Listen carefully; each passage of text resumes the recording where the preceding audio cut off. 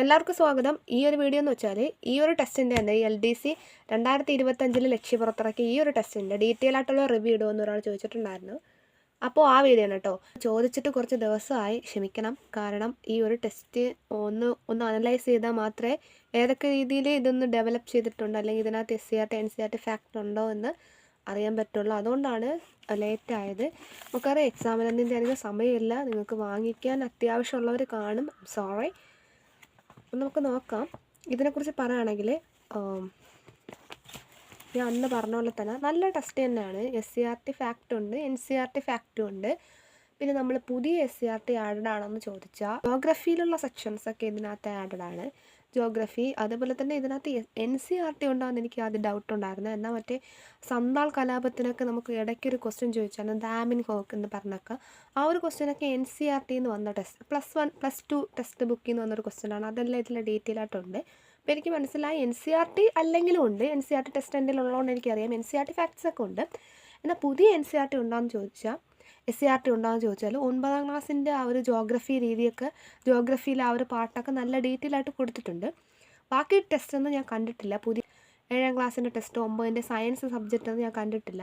അപ്പോൾ എനിക്ക് അത് ഇതിനകത്ത് ഇൻക്ലൂഡഡ് ആണോ എന്ന് അറിയില്ല. എന്നാൽ 9ാം ക്ലാസ്സിൻ്റെ ജോഗ്രഫിയൊക്കെ ഇതിലുണ്ട്. പിന്നെ NCRT ഫാക്ട്സും ഉണ്ട്. +1 +2 ടെസ്റ്റിൻ്റെ കുറച്ച് ഫാക്റ്റും ഞാൻ ഇതിൽ കണ്ട്.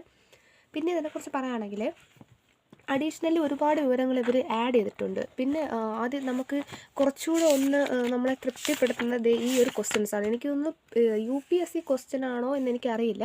എന്തായാലും ഞാനിത് PSCക്ക് കണ്ടിട്ടില്ല ഈ ഒരു ക്വസ്റ്റ്യൻസ് ഒന്നും. പക്ഷേ ഇത് എവിടെ നിന്നാണെന്നും കൊടുത്തിട്ടില്ല. ചോദ്യോത്തരങ്ങളിലൂടെ എന്ന് പറഞ്ഞൊരു സെക്ഷനാണ്. നല്ല രീതിയിൽ നല്ല സ്റ്റാൻഡേർഡ് ആയിട്ടാണ് ഈ ഒരു ക്വസ്റ്റ്യൻസ് വന്നിട്ടുള്ളത്. അതായത് എല്ലാ സ്റ്റേറ്റ്മെൻറ്റാണ്. ഞാൻ ജസ്റ്റ് ഇതൊക്കെ ഒന്ന് വായിച്ച് നോക്കിയതാണ്. അപ്പോൾ എൻ്റെ ആൻസേഴ്സൊക്കെ അടയാളപ്പെടുത്തി. ഇതിനകത്ത് ആൻസർ ഉണ്ട്, എന്നാലും എൻ്റെ ഒരു കംഫർട്ടിനെ അടയാളപ്പെടുത്തിയതേ ഉള്ളൂ. നല്ല രീതിയിലാണ് ഈ ഒരു ഇത് ചെയ്തിരിക്കുന്നത്. കാരണം നമ്മൾ ഇത്രയും വായിച്ചതിന് ശേഷം ഈ ഒരു PQ ഇത്രയും ചെയ്താൽ ഇത്രയും സെറ്റാവും, പഠിച്ചത് അത്രയും സെറ്റാവും. പിന്നെ എനിക്ക് പറയാനുള്ള കുറച്ച് കാര്യം, ബാക്കിയെല്ലാം ഓക്കെയാണ്. അതുപോലെ ഈ ജോഗ്രഫിയും എല്ലാം കവർ ചെയ്തിട്ടുണ്ട്, എല്ലാ കാര്യങ്ങളും കവർ ചെയ്തിട്ടുണ്ട്. പിന്നെ അതുപോലെ കോൺസ്റ്റിറ്റ്യൂഷൻ്റെയും ആ ഒരു സെക്ഷനും എല്ലാം കവറായാണ് വരുന്നത്. കോൺസ്റ്റിറ്റ്യൂഷനും കുഴപ്പമില്ല. പിന്നെ ഇതിൽ കുറച്ച് എനിക്ക് ഇഷ്ടപ്പെട്ട ഒരു കാര്യം എന്ന് വെച്ചാൽ ഈ മാത്സിൽ ആഡ് ചെയ്തിരിക്കുന്ന കുറച്ച് കാര്യങ്ങളുണ്ട്. മാത്സിൽ നമ്മളെ ഈ SCRT ഫാക്റ്റ് മാത്സിൽ കൊടുത്തിട്ടുണ്ട്. ഇത് ഇംഗ്ലീഷും അത്യാവശ്യം നല്ല റേഞ്ചിൽ തന്നെ ഇംഗ്ലീഷിൽ PQ ഒക്കെ ആഡ് ചെയ്ത് കൊടുത്തിട്ടുണ്ട്. അതും എനിക്കിഷ്ടപ്പെട്ടു. പിന്നെ മാത്സിൽ നമ്മൾ ഈ ഒരു ടെക്സ്റ്റ് ബുക്കിൻ്റെ ചാപ്റ്റേഴ്സ് കൊടുത്തിട്ടുണ്ട്. ഇതുപോലെ കൊടുത്തിട്ടുണ്ട്. എന്നാൽ ഇവിടെ ഒരു ചെറിയൊരു പ്രശ്നമുള്ള എന്തെന്ന് വെച്ചാൽ, ഇപ്പോൾ ചില കണക്കുകൾ ഇങ്ങനെ ജസ്റ്റ് 1-2 സ്റ്റെപ്പാണെങ്കിൽ നമുക്ക് മനസ്സിലാവും. ഇത്തിരി വലിയ സ്റ്റെപ്പുള്ള കണക്കൊന്നും ഇത് എങ്ങനെയാണ് അവിടെ അത് കിട്ടിയെന്നൊരു ഒരു ചെറുതായിട്ട് നമുക്കിങ്ങനെ നോട്ട് പോലെ കൊടുത്തിട്ടുണ്ടെങ്കിൽ നമുക്ക് അണ്ടർസ്റ്റാൻഡ് ചെയ്യാൻ എളുപ്പമായിരുന്നു. എന്നാൽ അങ്ങനെ ഒരു ഇത് കൊടുത്തിട്ടില്ല. അതിട്ട് നമുക്ക് ക്യാച്ച് ചെയ്യാൻ പറ്റില്ലല്ലോ. SCRT ടെസ്റ്റ് ആണെങ്കിലും SCRT ആണെങ്കിലും നമുക്ക് ഈ ഒരു മാത്സിൻ്റെ ഈ ആൻസർ ഇവിടെ എങ്ങനെ വന്നു എന്നൊരു ചെറിയൊരു ഡിസ്കഷൻ കൊടുത്തിട്ടുണ്ടായിരുന്നെങ്കിൽ കുറച്ചുകൂടെ ക്യാച്ച് ചെയ്യാൻ എളുപ്പമുണ്ടായിരുന്നു. ജോഗ്രഫിയിൽ നമ്മളെ ജില്ലകളെന്ന് പറയുന്ന ഒരു സെക്ഷൻസ് ഉണ്ടല്ലോ, തിരുവനന്തപുരം, കൊല്ലം, അതിനകത്ത് അടങ്ങിയിട്ടുള്ളത് പണ്ട് ഇവരുടെ ടെസ്റ്റ് ഇറങ്ങിയപ്പോൾ എന്തായിരുന്നോ അത് മാത്രമേ അതിനകത്തുള്ളൂ. ഏതോ 1-2 മാത്രം ജില്ലകളിൽ മാത്രം 1-2 കറണ്ട് അഫയേഴ്സ് ആഡ് ചെയ്തിട്ടുണ്ട്. ബാക്കി എല്ലാം സെയിമാണ്. 2020 ഞാൻ LDCയുടെ ഒരു ടെസ്റ്റ് വാങ്ങി. അത് മാത്രമേ ഇപ്പോഴത്തെ ജോഗ്രഫി സെക്ഷനിൽ, ഏത് ജോഗ്രഫി എന്ന് വെച്ചാൽ കേരള ജോഗ്രഫിക്കകത്ത് ഓരോ ജില്ലകളും അനുബന്ധ വിവരങ്ങളില്ലേ അതിനകത്ത് കൊടുത്തിട്ടുള്ളൂ. അപ്പോൾ അതെനിക്ക് ചെറിയൊരു വിഷമമുണ്ടായി. കാരണം അതും ഇതും സെയിം ആണല്ലോ. 2025 നമ്മൾ വാങ്ങിക്കുമ്പോൾ ആ ഒരു ജില്ലയിൽ നടപ്പിലാക്കി കറണ്ട് അഫയേഴ്സ് എങ്കിലും കൂടുതൽ അതിൽ ആഡ് ചെയ്യാമായിരുന്നു. അത് ഞാൻ അങ്ങനെ പറയാൻ കാരണം, ഇപ്പം നമ്മൾ ടാലൻറ്റിൻ്റെ ടെസ്റ്റ് എടുത്തൊക്കെ നമുക്കറിയാൻ പറ്റും.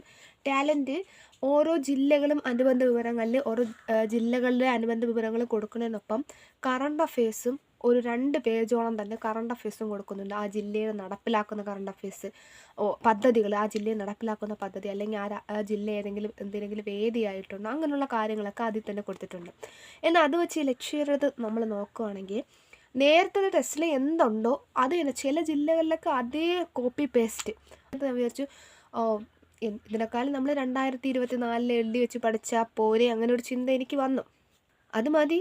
ആക്ച്വലി. പക്ഷേ 2025 വാങ്ങിച്ചപ്പോൾ ഉള്ള പ്രത്യേകത എന്ന് വെച്ചാൽ ഇപ്പോൾ സ്പോർട്സ് ആർട്സിൻ്റെയൊക്കെ ആ ഒരു സെക്ഷൻ, ഇപ്പോൾ അവാർഡൊക്കെ 2025 അവാർഡും കൂടെ നമുക്ക് പഠിച്ചു പോവാം ഈ ഒരു ടെസ്റ്റിൽ. അതുപോലെ പുതിയ പുതിയ നിയമനങ്ങളും ഇതിൽ ആഡ് ചെയ്തിട്ടുണ്ട്. എല്ലാം ഇല്ല, എന്നാലും ഏകദേശമൊക്കെ പുതിയ നിയമനങ്ങളും വ്യക്തികളെയും ഇതിൽ ആഡ് ചെയ്തിട്ടുണ്ട്. കറണ്ട് അഫയേഴ്സ് വലിയ രീതിയിൽ കൊടുത്തിട്ടില്ല. ഇപ്പം നമുക്കറിയാം ലക്ഷ്യം 2024 എഴുതി 4 വോളിയമിലാണ് ഇറങ്ങിയത്, എന്നാൽ ഇത് 3 വോളിയമിലാണ് ഇറങ്ങിയിട്ടുള്ളത്. അപ്പോൾ ഞാൻ ഇങ്ങനെ ചിന്തിച്ചു, എല്ലാം ഒരേ രീതിയിലാണ്, പക്ഷേ ഡിഫറെൻ്റ് എന്ന് വെച്ചാൽ കറണ്ട് അഫയേഴ്സ് ആഡ് ചെയ്തിട്ടില്ല. സ്പോർട്സ് ആർട്സ് ആ രീതിയിൽ കൊടുത്തിട്ടുണ്ടെങ്കിലും ഒരു കറണ്ട് അഫെയർ എന്ന് പറയുന്ന സബ്ജക്റ്റ് ബേസായിട്ട് ഒന്നും കൊടുത്തിട്ടില്ല. ഇവിടെ സബ്ജക്റ്റ് എഴുതിക്കുന്നതിന് നമുക്ക് അറിയാൻ പറ്റും, കറണ്ട് അഫെയർ എന്ന് ഒന്നിലും കൊടുത്തിട്ടില്ല. ബാക്കി എല്ലാ സബ്ജക്റ്റും ആഡഡ് ആണ്, ഇപ്പോൾ ഹിസ്റ്ററി, ജോഗ്രഫി, എക്കണോമിക്സ്. പക്ഷേ കറണ്ട് അഫെയറിന് വലിയ പ്രാധാന്യം കൊടുത്തിട്ടില്ല.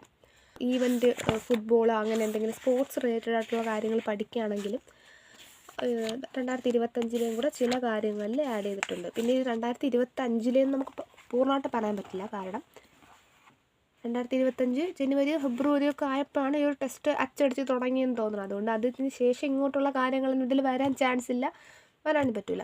എന്നാൽ 2023-24 കറണ്ട് അഫയേഴ്സ് എങ്കിലും ഇവർക്ക് ഇതിൽ ആഡ് ചെയ്ത് പോവാമായിരുന്നെന്ന് എനിക്ക് തോന്നി. അപ്പോൾ ഇതാണ് ഇതിനെക്കുറിച്ചുള്ള ഡീറ്റെയിൽ ആയിട്ടുള്ള ഒരു റിവ്യൂ ആയിട്ട് എനിക്ക് തോന്നുന്നത്. പറയാനുള്ളതൊക്കെ ഞാൻ പറഞ്ഞു കഴിഞ്ഞു.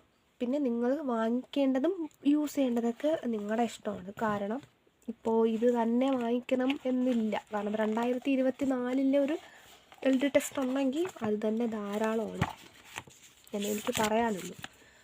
കാരണം അത് മതി. ഇപ്പം നമ്മൾ അതും ഇപ്പോൾ അതിൽ നിന്ന് ഇതിനെ വ്യത്യാസമാക്കുന്നത് കറണ്ട് അഫയേഴ്സിൻ്റെ ആ ഒരു കാര്യങ്ങൾ മാത്രമായിരിക്കും. കാരണം കറണ്ട് അഫയേഴ്സ് നമ്മൾ എന്തായാലും ഇതിൽ കറണ്ട് അഫെയർ എന്ന രീതിയിൽ കൊടുത്തിട്ടില്ല. പുതിയ നിയമനങ്ങളും പുതിയ പദ്ധതികളെല്ലാം കറണ്ട് അഫയേഴ്സിൽ പോകും. 2023-24 25 കറണ്ട് അഫയേഴ്സ് നിങ്ങളല്ലാതെ നോക്കിയാൽ മതി. 2024 LD തന്നെ മതിയാവും. ഇപ്പോൾ ഇത് തന്നെ വാങ്ങിക്കണമെന്നില്ല, അങ്ങനെയാണ് എനിക്ക് തോന്നിയിട്ടുള്ളത്. എൻ്റെ പേഴ്സണൽ ആയിട്ടുള്ളൊരു അഭിപ്രായമാണ് ഞാൻ പറഞ്ഞത്. ഇപ്പോൾ എൻ്റെ ഒരു പേഴ്സണൽ അഭിപ്രായം അതാണ്. 2024 LD ആണ് ഓക്കെ. കാരണം അതും ഏകദേശം സെയിമാണ്. പിന്നെ 1-2 ഈവൻറ്റ്സ് 2025 കൂടെ ആഡ് ചെയ്തിട്ടുള്ളതേ ഉള്ളൂ. കറണ്ട് അഫയേഴ്സ് എന്ന് പറഞ്ഞ ഒരു സെക്ഷൻ ഇതിനകത്ത് ഇല്ല.